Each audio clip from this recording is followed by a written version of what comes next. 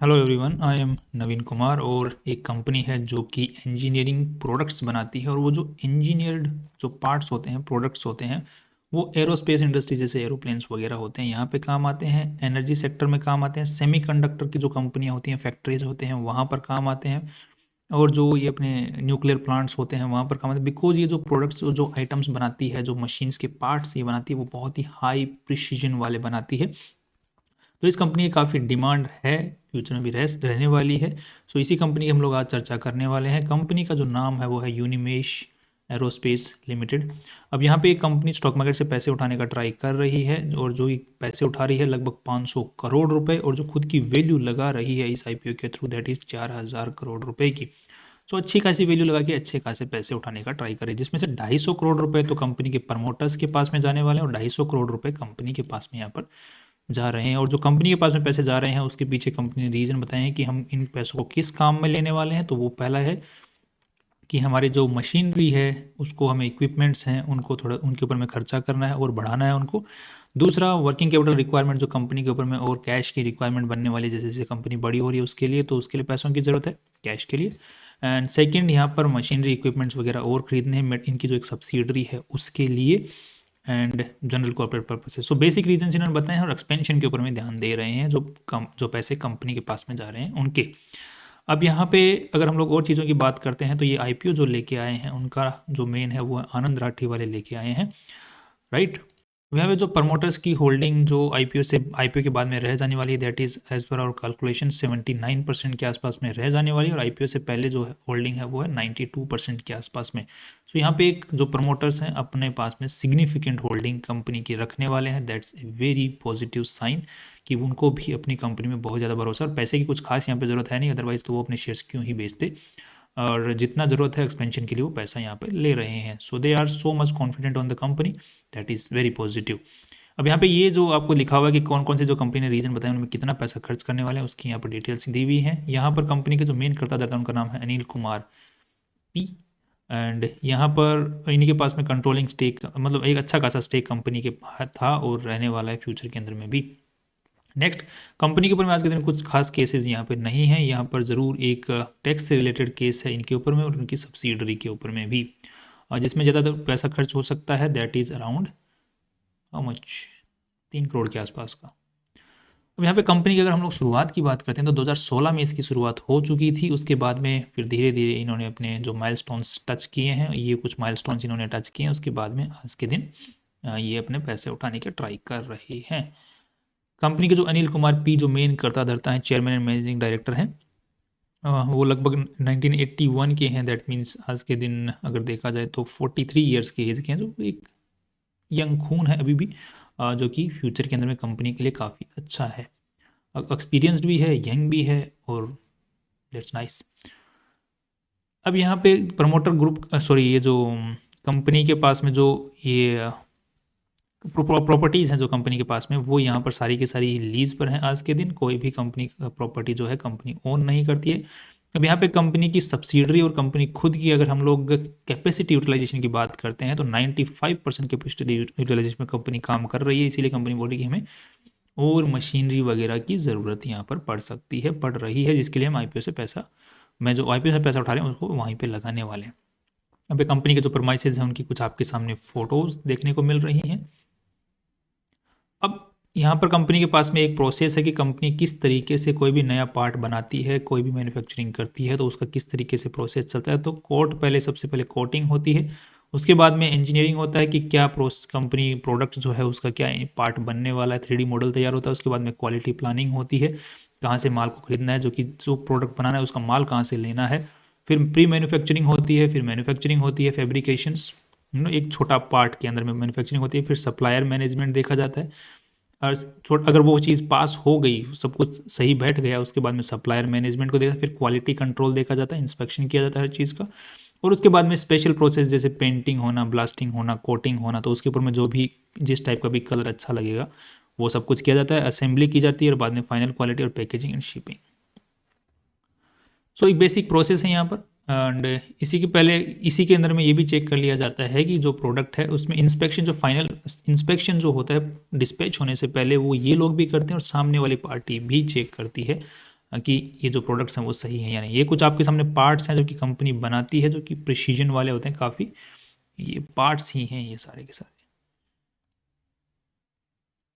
इनके सामने आपको फोटो के सामने डिस्क्रिप्शन भी लिखा हुआ है। ये हमने कुछ पार्ट्स की फ़ोटोज़ आपके लिए ली हैं, बाकी इनके अलावा और भी काफ़ी सारे पार्ट्स कंपनी बनाती है। आज के दिन कंपनी के जो मेन कस्टमर है उससे जो पहला एक सिंगल कस्टमर है वहाँ से 60% के आसपास रेवेन्यू आता है।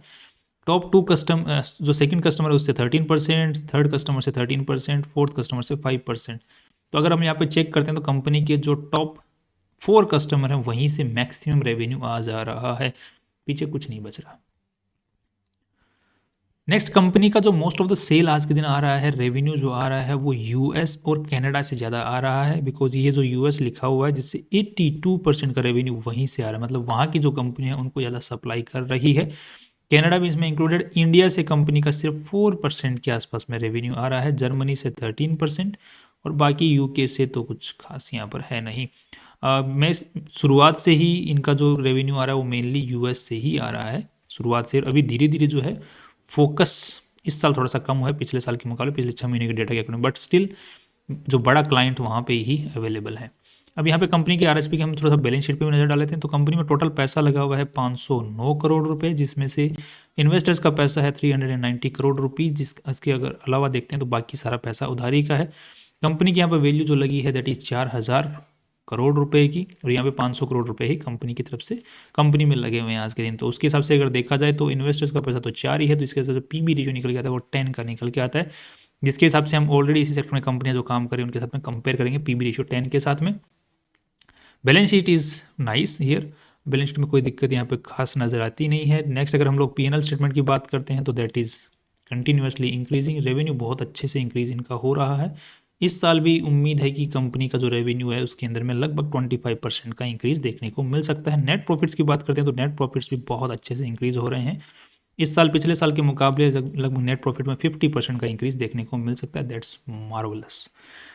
नेक्स्ट, अगर हम लोग कैश फ्लो की अगर बात करते हैं तो cash flow is good, positive है, सब कुछ यहाँ पर अच्छा अच्छा देखने को मिल रहा है, and that too in the positive sense अच्छा अच्छा देखने को मिल रहा है। कंपनी डिविडेंड पे करती है, तो आज के दिन कंपनी ने यहाँ पर डिविडेंड की कोई ज़्यादा खास इन्फॉर्मेशन है नहीं, दैट मीन्स कंपनी ने डिविडेंड पे नहीं किया है, राइट। तो कंपनी ने अभी तक डिविडेंड पे नहीं किया, फ्यूचर में शायद कर सकती है, बिकॉज अभी कंपनी क्या है, राइजिंग फेज़ के अंदर में है, डेवलपमेंट फेज़ के अंदर में है, तो डिविडेंड ऐसे टाइम पे देना तो एक नेगेटिव साइन माना जाता है। अगर ज़्यादा दे देती है तो थोड़ा बहुत दे दे तो फिर वो खुश करने के लिए भी माना जा सकता है। बाकी अब देख लेते हैं फाइनली हम लोग थोड़ा सा दूसरी कंपनियों के साथ में कंपेयर भी करके देख लेते हैं इस चीज़ को। तो दैट इज़ कितना प्रॉफिट कंपनी कमा रही है, 1 सेकेंड।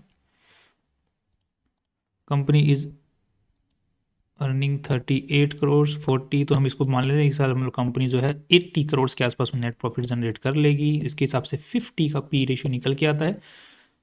फॉरवर्ड पी देख रहे हैं हम लोग अगले साल तक का 25 में जो रिजल्ट आने वाला है पूरा, क्योंकि 6 महीने का डेटा 40 करोड़ है। एक सेकंड, एक चीज़ और चेक कर लेते हैं। This data is as per Indian fiscal year, okay, because कई बार कंपनी में ऐसा होता है कि दिसंबर 31 को पूरा साल खत्म कर देती हैं इंटरनेशनल जो कंपनियां काम करती हैं।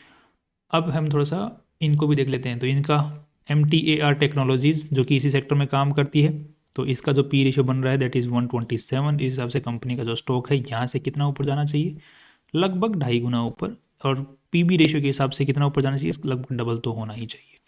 दूसरी कंपनी है यहाँ पर हमारे सामने आज़ाद इंजीनियरिंग, जो इसी सेक्टर में काम करती है। अगेन इसका पी रेशियो है 145, तो इसके हिसाब से कंपनी का प्राइस होना चाहिए 3 गुना होना चाहिए, और पी रेशियो के हिसाब से भी 3 गुना होना चाहिए। दूसरी अगली कंपनी है यहाँ पर पारस डिफेंस, इसका है 100 का पी रेशियो, और यहाँ पर पी रेशियो है 8.6 का, तो इस हिसाब से भी कंपनी का जो प्राइस है डबल होना चाहिए।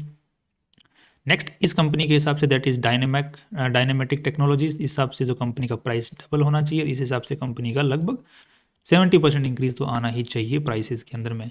डेटा पैटर्न्स यहाँ पर 75 और पीबी रेशियो इज 10, सो इसके हिसाब से कंपनी का प्राइस जो है 50% तो ऊपर जाना ही चाहिए। तो ओवरऑल अगर हम लोग सबके साथ में भी कंपेयर करके देखते हैं तो 50% इंक्रीज तो एटलीस्ट आना चाहिए, बट जिस हिसाब से कंपनी की ग्रोथ देखने को मिल रही है, आई एम होपिंग कि ये डबल होनी चाहिए यहाँ से। आई एम होपिंग, बिकॉज गलत भी पढ़ सकते हैं, बिकॉज मार्केट अभी वापस कल से जो है वापस थोड़ा सा नीचे जाना स्टार्ट हुआ है, बट स्टिल एक अच्छे सेक्टर में कंपनी काम कर रही है।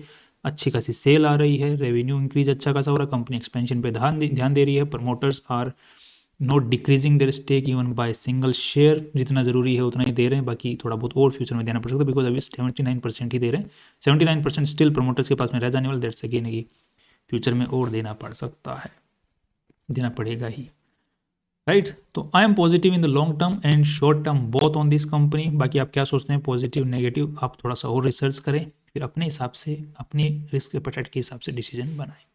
दैट्स ऑल, कल फिर मिलते हैं इंपॉर्टेंट वीडियो के साथ में। सी यू टुमारो।